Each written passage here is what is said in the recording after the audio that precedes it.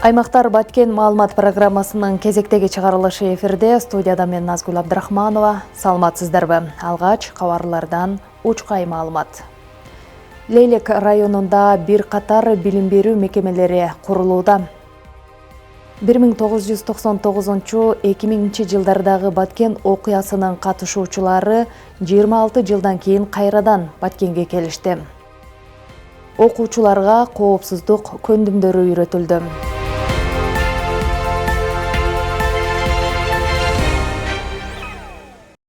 Билим берүү тармагындагы көйгөйлөрдү чечүү мамлекеттик саясаттын башкы багыттарынын бири. Айрыкча аймактардагы авариялык абалдагы мектептерди жаңы имараттарга алмаштыруу иштери акыркы жылдары тездик менен жүрүп жатат.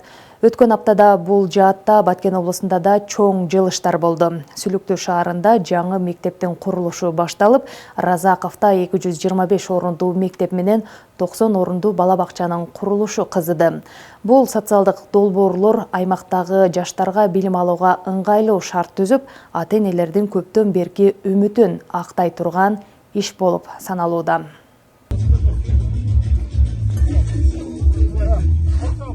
Сүлүктүү шаарындагы Исабек Бектемиров атындагы номер 8 мектептин жаңы имаратын куруу үчүн капсула салынды. Энергетика министри Таалайбек Ибраев онлайн катышкан азимге жеринде жергиликтүү жетекчилер, мектеп жамааты жана шаар тургундары катышты.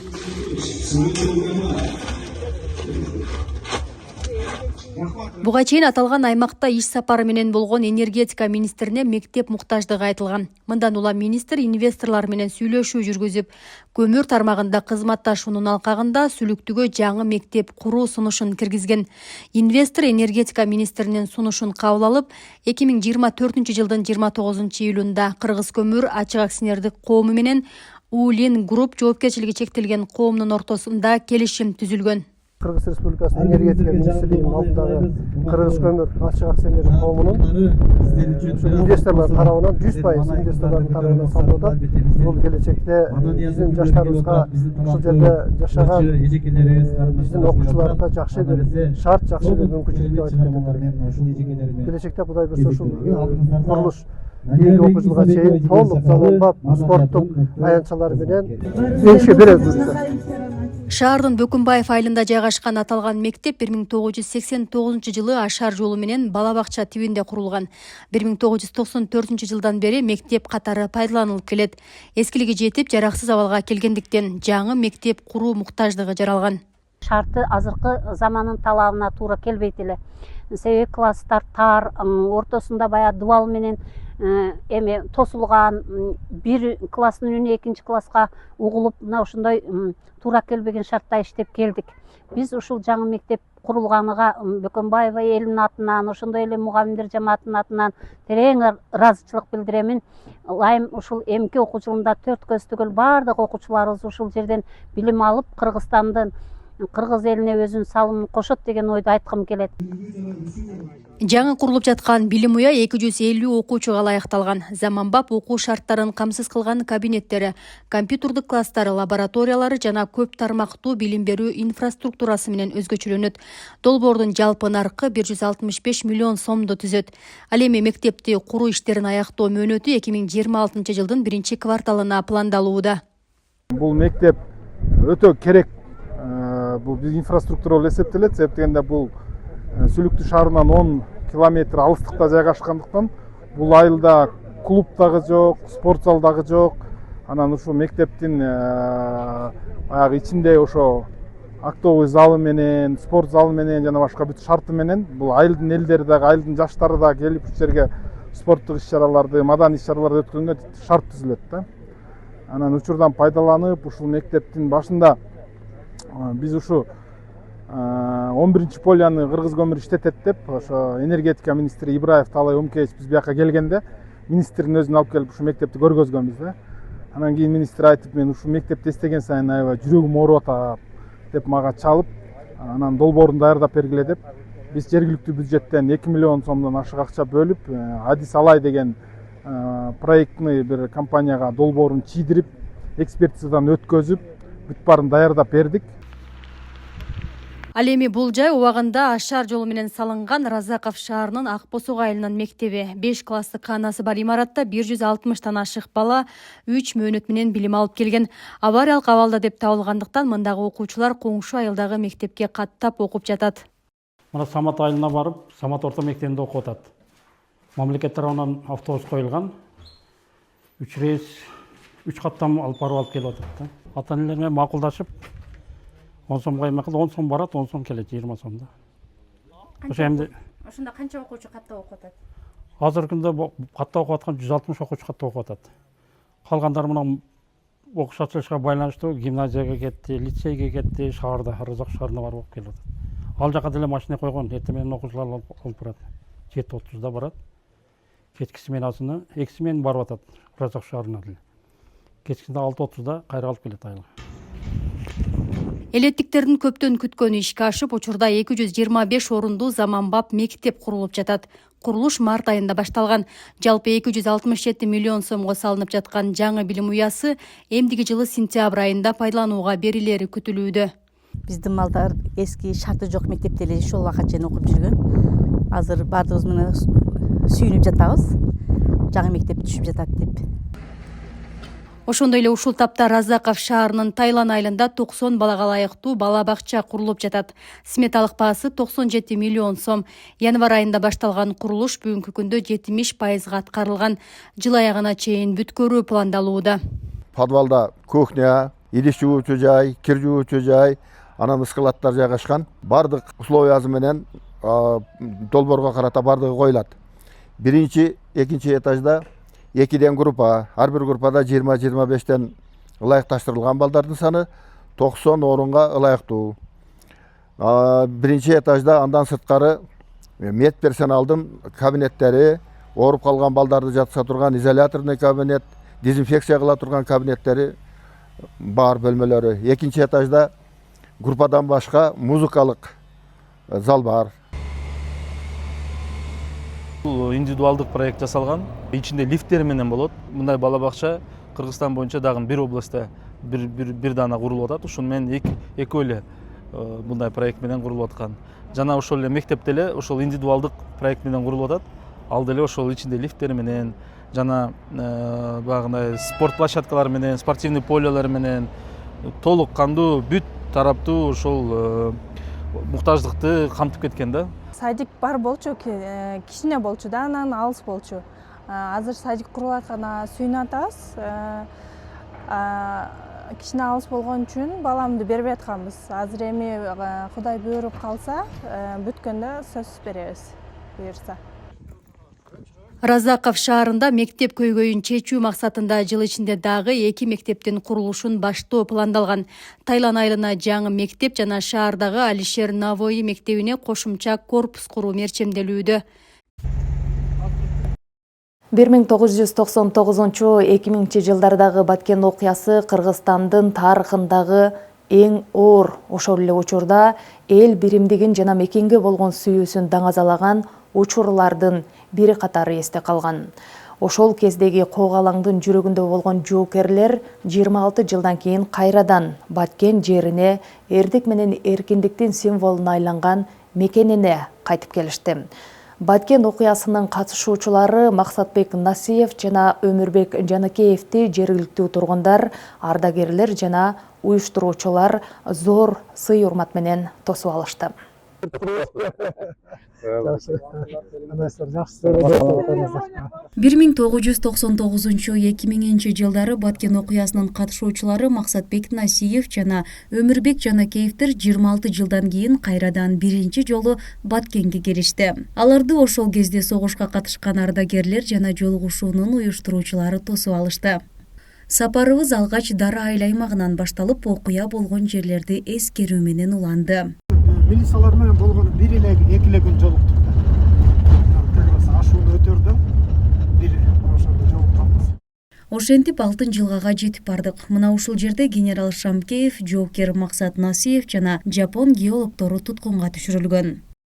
Биринчи атышкан жер ушул жер болуш керек да. Азыр мына трансформатор жылган. Трансформатор не дегенде ылдыйда болгон бул. Не дегенде бир дөң, мына дөңдүн трансформатор ылдыйда болгон. мен ушу дөңгөйлөп ачылгам, ошондо бир ой кеткен, трансформатор атсам сөйчү. Не дегенде бизди бир освещение аябай сонун болгон, бүт бар жокто прожектерлер, алар бизди көргөн, биз аларды көрбөгөнбүз.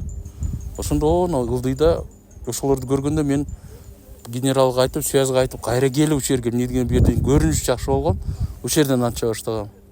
Биринчи магазин бүттү.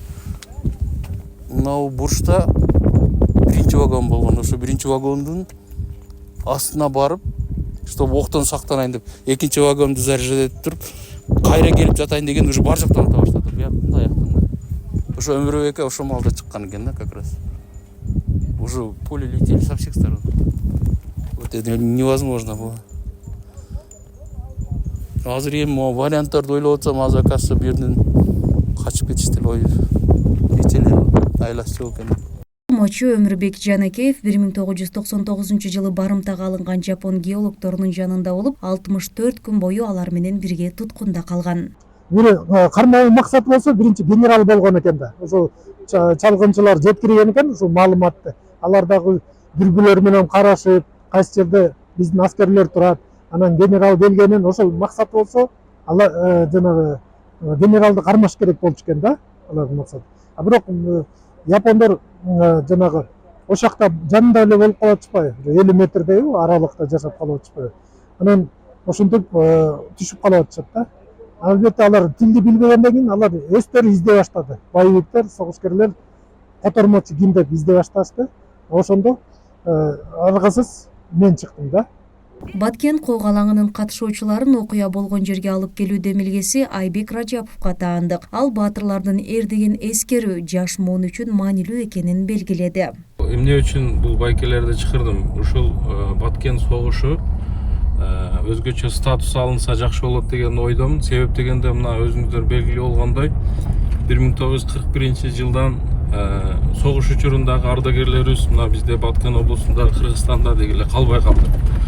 Ошол эле тылда эмгектенген агаларыбыз да, то есть аталарыбыз дагы аз эле санда калды. Ошондуктан азыркы учурда бизде Афган согушунун немелери бар, катышуучулары бар, ошондой эле Чернобыльдагы катышуучулар бар. Ошого мен ойлойм, мына өзүбүздүн мамлекеттик эгемендүүлүк алгандан кийин биздин эгемендүүлүк алгандан кийин бизди коргогон ушул 99-2000 жылдарда коргогон биздин эр азаматтарды бир ар тараптуу колдоп, мүмкүн болушунча жанагындай жеңилдиктерди кылып, кыскасы биз өзүбүздүн жарандарга да көңүл бурсакпы деген максатта уюштурулуп жатат. Жолугушуунун соңунда эки жоокерге Баткен облусуна 25 жыл жана Баткен районуна 90 жыл мааракелик медалдары ыйгарылды. Лейлек районунда мүмкүнчүлүгү чектелген жарандар үчүн музей эшиги кеңири ачылды. Бул жолу алар экспонаттарды колу менен кармап, байыркы доордун демин сезе алышты. Эми көзү көрбөгөн же угуу мүмкүнчүлүгү чектелген адамдарда тарыхты сезип, байыркы доорлорго колу менен тие алышат. Иш-чара инклюзивдүүлүктү колдоого жана ар бир адамга маданият дүйнөсүн жеткирүүгө багытталган. Лейлек районунда мүмкүнчүлүгү чектелген жарандар үчүн инклюзивдүү музей иш-чарасы өттү. Иш-чарага жергиликтүү бийлик өкүлдөрү, демөөрчүлөр, музей кызматкерлери жана райондогу мүмкүнчүлүгү чектелген 100гө жакын жаран катышты. Көз азиздер жана дудуктар, бул тарых музейине биринчи жолу кириши. Тарых музейине мурун мындай киришкен эмес эле. Тарыхы музейинин ичинде эски кылымдагы болгон окуялар менен бардык сүрөттөрдү, скульптураларды, тарыхый буюмдар менен таанышып чыгышты. Долбоордун алкагында кайрагаш шарчасынан табылган 5-6 кылымга таандык 11 антропоморфтук скульптуранын көчүрмөсү дардалып, аларга кыргыз жана орус тилдериндеги брайл шрифти менен түшүндүрмө тексттер жазылган. Бул мүмкүнчүлүгү чектелген жарандарга экспонаттарды манжа менен сезип, тарыхты тактилдик жана визуалдык түрдө таанууга шарт түздү.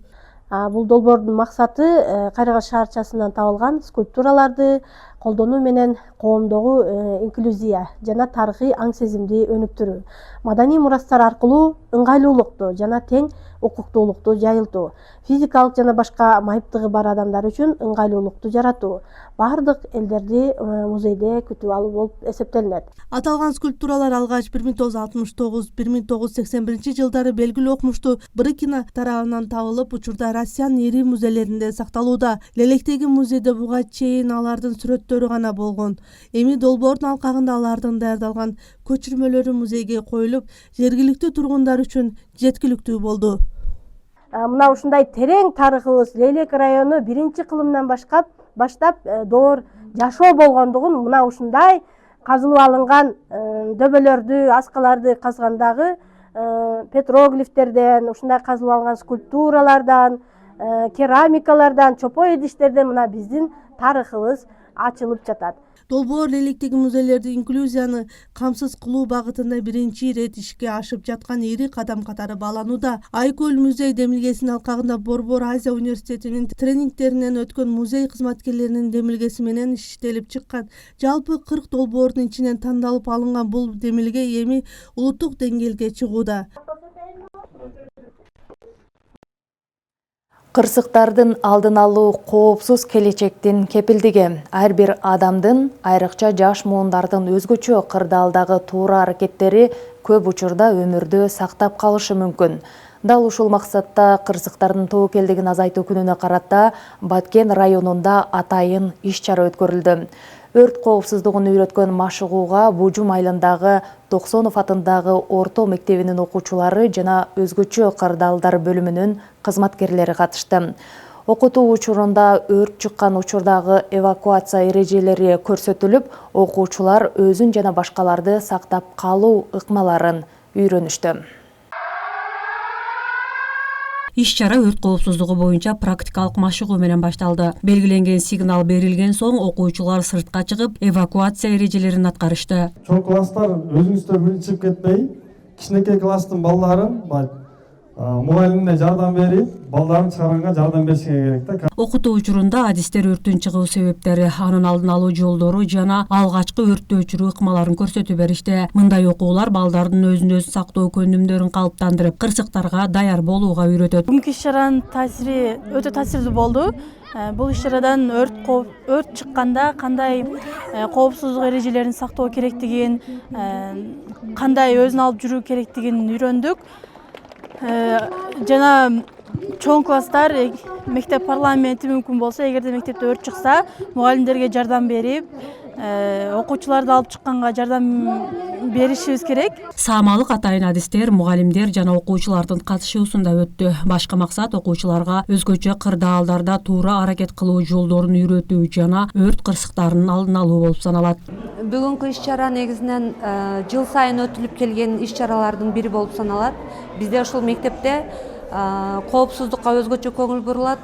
Окуучуларга ар дайым түшүндүрүү иштерин жүргүзүп, тарбиялык сааттарды өтүп, практикалык машыгууларды үзгүлтүксүз өтүп келебиз. Негизи бүгүнкү иш-чаранын максаты ар бир окуучу, мугалим өзүнүн эле коопсуздугун эмес, башка окуучулардын, башка адамдардын дагы коопсуздугуну эске алышы керек, түшүнүшү керек. Ошон үчүн тынымсыз ушундай иш-чараларды өткөрүп келебиз. Район аймагында өрт кырсыктарынын өткөн жылга салыштырмалуу сан өскөн. Буга этиятсыздыкты жана коопсуздук эрежелеринин сакталбашы негизги себеп экендигин адистер белгилешет. Баткен районунун аймагында былтыры жыл ичинде 40 өрт кырсыгы катталган болсо, быйыл 9 айдын жыйынтыгында жалпы 62 өрт кырсыгы катталды. Онун көпчүлүк өрттөрү бул баягындай кургак чөптөр, анан турак үйлөрдө катталып атат. Мунун өрттүн чыгуу себептери балдардын от менен ойноосунан, анан баягындай турак үйлөгү баягы монтаждардын туура эмес монтаждалгандыгынан, эскилигинен жетип ушу кыска чыңалуулардан ошондой көпчүлүк өрттөр ошондой катталды. Мындай машыгуулардын өтүшү окуучулар кырдаалга даяр болуп, өз өмүрүн жана жакындарын сактап калуу көндүмдөрүн калыптандырууга өбөлгө болоору талашсыз. Эске салсак, Шарап Токсонов атындагы орто мектебинин эскилиги жеткендиктен атайын сигнализациясы жок. Ага карабастан жыл сайын мындай окутууларды уюштуруп келишет.